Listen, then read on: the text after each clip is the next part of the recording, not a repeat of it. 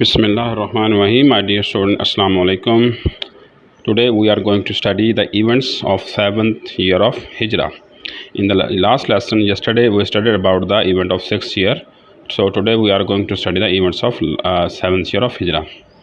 So after the treaty with Makkans, treaty of Hudaybiyah, Holy Prophet thought that this is the time of peace. This is a time I need to spread the message of Islam in other part of the world, because now he is mentally and physically free from the activities of the Quraysh. So Holy Prophet got enough time to do something positive for the sake of Islam.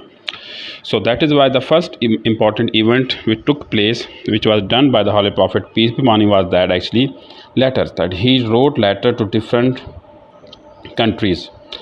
Okay.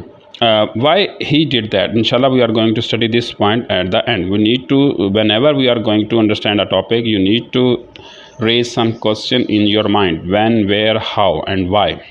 So these questions should be solved during the answer. Letters. Why? Number one, because Holy Prophet thought that it's a time of peace. Now this is a time to let the other world about Islam, because up to that time only 2 or 3 cities of Arab came to know about Islam, or the territory of Arabs are familiar with the Islam: the Medina, the Makkah, the Taif, the other tribes of the Arab.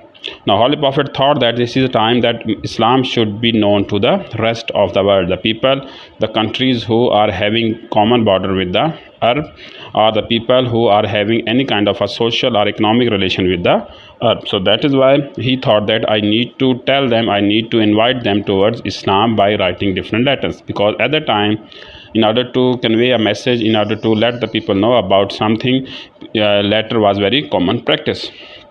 So that is why that is why Holy Prophet actually sent the letter. So that purpose he chose some specific people, the people who might know the culture of that area, the people who might know the language of that area, the people know the norms of that area. So he chose some specific people to write down to carry the letter to the specific areas. The areas where Holy Prophet sent different letter, it was the Iran. The king of Iran, the emperor of Iran was sent a letter, then the emperor of Egypt, then the emperor of Rome, Yemen, Oman, Bahrain, and most importantly the king of Abyssinia. Holy Prophet actually wrote these letters to these destinations. So with the common message, the message of monotheistic teaching of Islam, that Holy Prophet actually informed himself. And first of all, he informed about the oneness of Allah Almighty. Then he informed himself that I am a messenger of God. Then he sent a message about the important teaching of Islam. And then the invitation of Islam was given to them. So many people actually, they accepted Islam, and they send a positive response to the Holy Prophet, peace be upon him. But few of them, although they did not accept Islam, but they gave honor and respect to the letter of the Holy Prophet, peace be upon him. But one of them, like the emperor of Persia, Khusro Parvez, actually he insulted the letter of the Holy Prophet, peace upon him, and he torn the letter into pieces. Then actually when the Holy Prophet came to know about this, that the letter of the Holy Prophet being insulted by the Persian emperor, so he made a prediction that his empire is going to be torn into pieces in very soon. And this happened. So for the first time actually Islam went outside the border of the Arab. So benefits. So what kind of benefits Muslim got from this activity? This is the important thing. For the first time, Holy Prophet actually tell the people that Islam is a religion of the world. It is not a religion of a tribe. It is not a religion of a specific area. It is not a religion of a specific people, but it is a religion for the whole world. So that is why Islam is a unique religion from the other religion like Christianity and the Judaism. They were for the specific people, for the specific time, and for the specific area. But by writing this letter, Muslim came to know, or the rest of the world came to know about the world religion of the world, that Islam is the worldly religion which used to cover all over the world.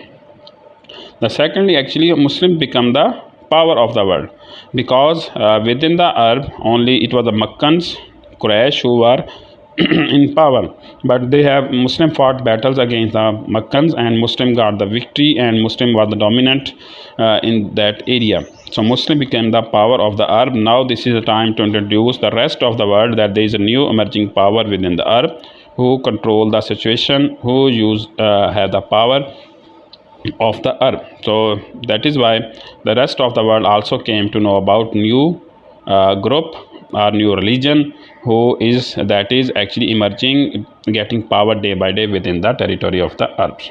So these were the letter which actually wrote down by the Holy Prophet, peace be upon him. The next important event actually which happened took place during that activity in the 7th year of Hijrah was a Khayber expedition. So this is also important event which took place during the event of 70 of Hijrah.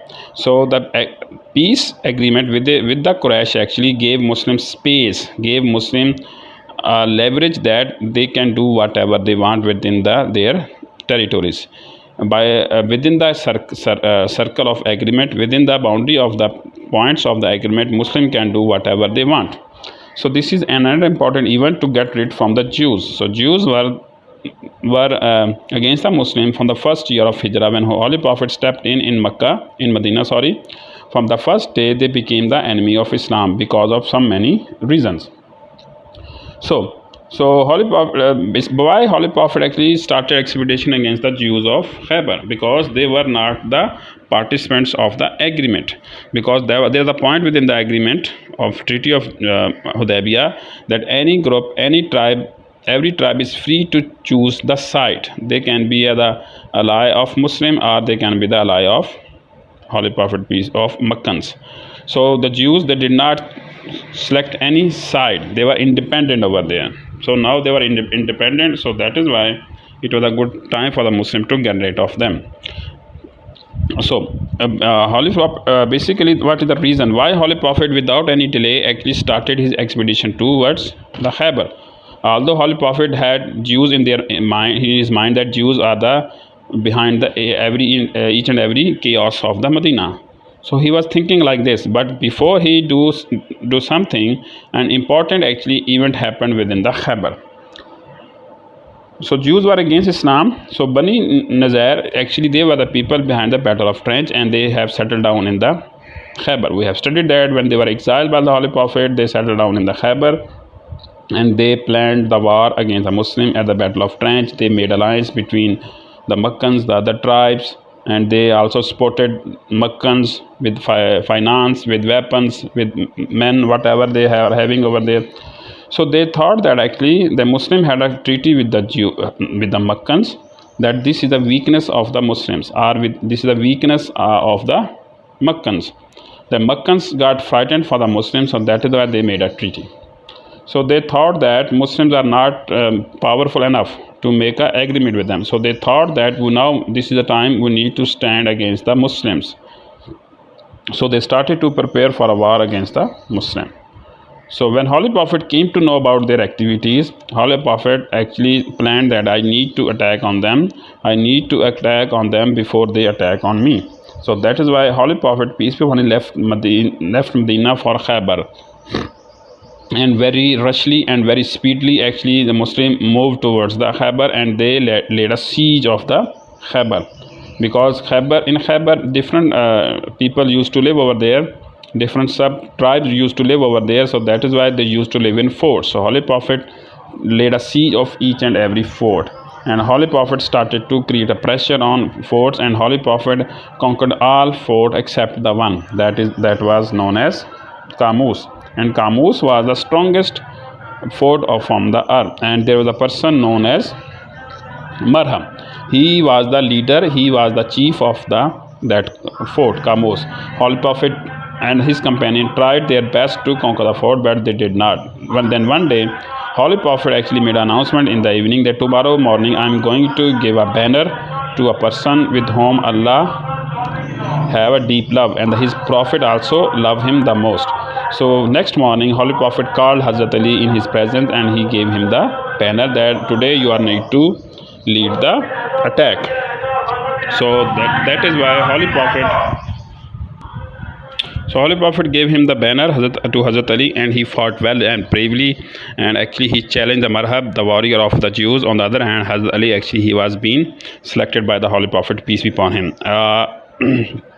Furious actually war broke out, and Hazrat Ali won the battle, and he killed the Marhab in one flow of his sword. So this is how Muslim got victory in that battle, and Muslim got captured the Camus.